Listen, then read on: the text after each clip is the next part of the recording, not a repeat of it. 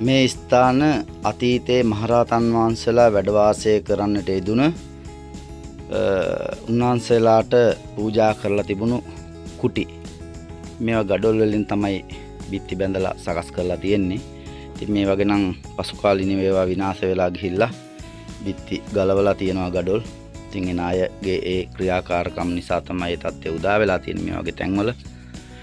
ඉතින් මේ තමයි මම ඉස්සල්ලා අර පැන් ලබා ගන්න මොහොතේ ඔබට සඳහන් කරන්න යෙදුන රහතන් වහන්සේලා වැඩ වාසය කරන්නට යෙදුන කුටි.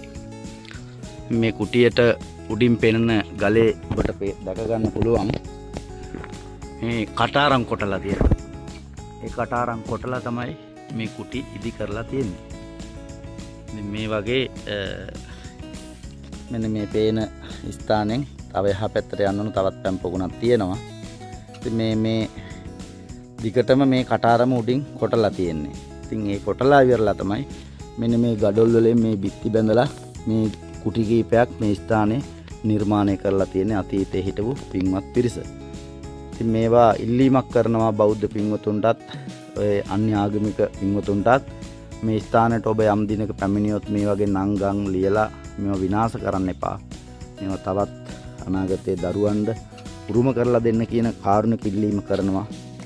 ඉතින් ඒක ඔබගේ වගකීමක් මේ වගේ තැන් රැක බලා ගැනීම. ඉතින් මේවා පසු කාලෙන් ඉතින් පරිහරණය නැති නිසා විනාශ වෙලා ගිහිල්ලා තියෙනවා. මේ ස්ථානේ ටිකක් විශාලට මේ කුටිය ඉදි කරලා තියෙනවා අතීතේ. පසු කාලෙන මේකේ වවුල්ලු ජීවත් වෙනවා. මෙම කුටිය ඊටාම පුංචියට තමයි ඉදි කරලා තියෙන්නේ. භික්ෂුන් වහන්සේ නමකට වැඩ වාසය කරන්න හැකි විදිහට තමයි මේ කුටිය ඉදි කරලා තියෙන්නේ. ඉතින් නිවන් දකින කෙනෙකුට මහා විශාල මන්දිර අවශ්‍ය වෙන්නේ නැහැ.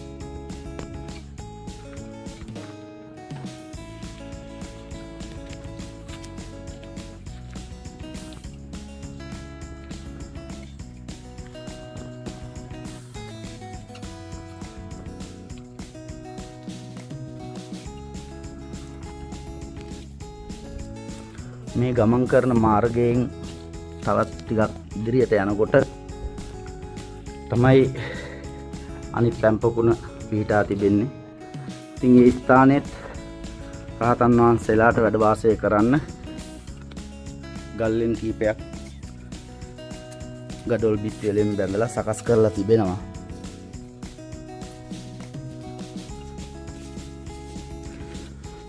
මේ ස්ථානයට එනවා කියන එක ඇත්තටම ඊටාම දුෂ්කරයි, බොහොම භයානකයි.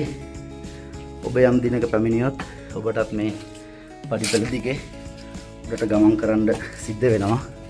දෙවෙනි පැන් පොකුණ දැක බලා ගන්න ඉල්ලීමක් කරන ඔබගේ ජීවිතය ආරක්ෂා කරගෙන මේ ස්ථාන වන්දනාමාන කරගන්න. මාරාවීදිය කියන නමත් මට දැනෙන හැටියට බොහොම දරුණු නමක්. මාරාවීදිය කියලා කියන්නේ සමහරට මාරයා ආව වීදිය කියලා වෙන්නත් පුළුවන්. මොකද කෙනෙකුගේ මේ ස්ථානයෙන් ගෙන අවුස අවසන් කරලා සමහරට මරණය සිද්ධ වෙච්ච අවස්ථාත් ඇති.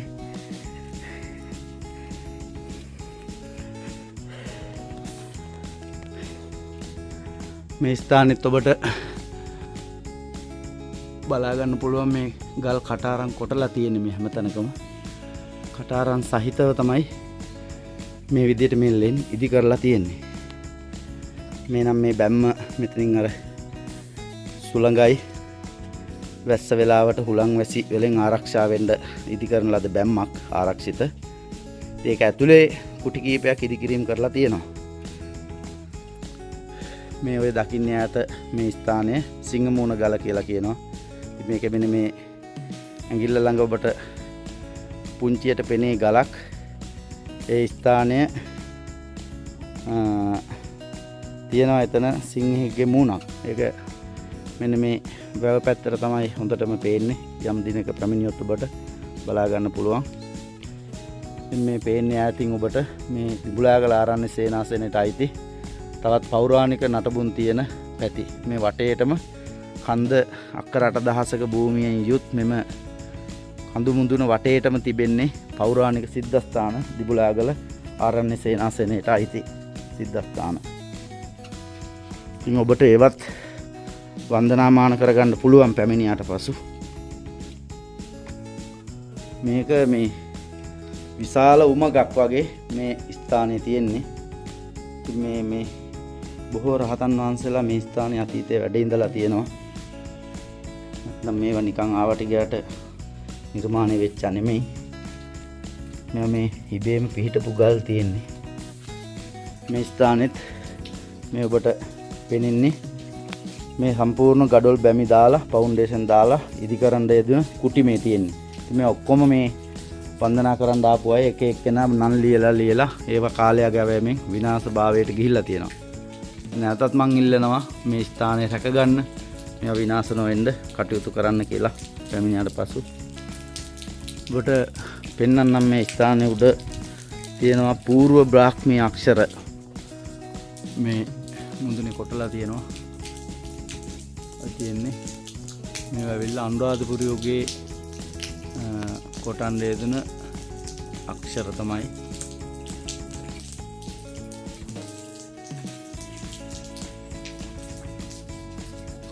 මේ ගල් පිළිම ගල් වලින් තනන ලද පිළිම වහන්සේලා දෙනමුකුත් මේ ස්ථානයේ වැඩ ඉන්නවා. ඒවත් කඩලා තියෙනවා කවුරු හරි නැවත ඒවා බදාම වලින් සකස් කර අපේ හිටපු නායක හාමුදුරුවෝ. මේ විනාශ කරන්න එපා. ඔබගේ තැන් රැක ගන්න ඇවිල්ලා.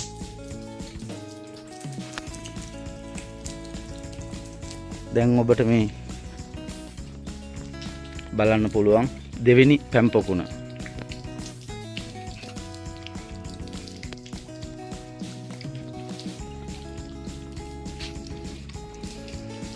මේ පොකුණ ළඟට ඔබ ආවොත් ඔබට මූණකට සෝදාගෙන පැම් පහසුකම් සලසාගෙන යන්නත් පුළුවන්.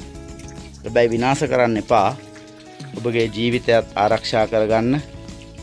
ජීවිතය ආරක්ෂා කරගෙන මේවත් ආරක්ෂා කරගෙන ඔබ ආපහු ගම්බිම් බලා පිටත්ව යන්න.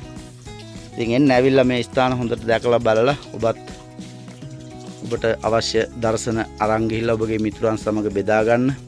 ඒ අයටත් මේ ස්ථාන වන්දනාමාන කරන්න අවස්ථාව හදලා දෙන්න කරන කියන ඉල්ලීම ඔබෙන් කරන ගමන් එහෙමනම් ඔබ හැම දිනාටම තෙරුවන් සරණ නැවතත් ප්‍රාර්ථනා කරනවා.